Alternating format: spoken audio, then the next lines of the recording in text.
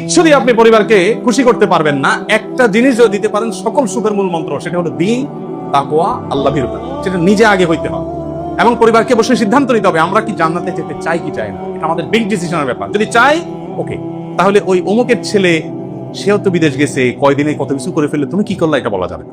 আমি হকালি চলবো, হকালি চললে অনেক কিছু হয়তো হবে না।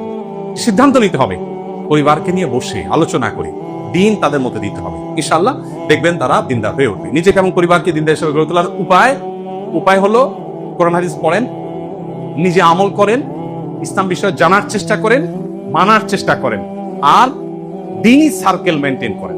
যাদের সাথে উঠা বসা করবে তারা যেন দিনমুখী হয়।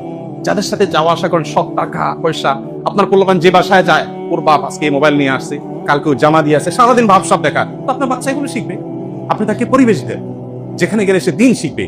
যে ফ্যামিলিতে গেলে দেখবে বাচ্চা তাহাজ্জুদের নামাজ পড়ছে, বাচ্চা নফল রোজা রাখছে, বাচ্চা ভালো নেকামল করছে, তখন আপনার বাচ্চা তার মধ্যে হতে চাইবে। পরিবেশ দ্বারা মানুষ প্রভাবিত পায়।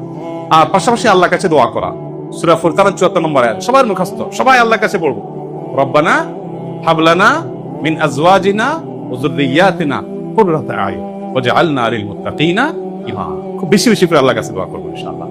সন্তানকে ভোগবাদী না করে ত্যাগী করবেন। আমি একটা কথা প্রায় সময় বলি, ভোগের জন্য কোনো যোগ্যতা লাগে না। লাগে? ভোগ সবাই করতে পারে, ত্যাগ সবাই পারে না।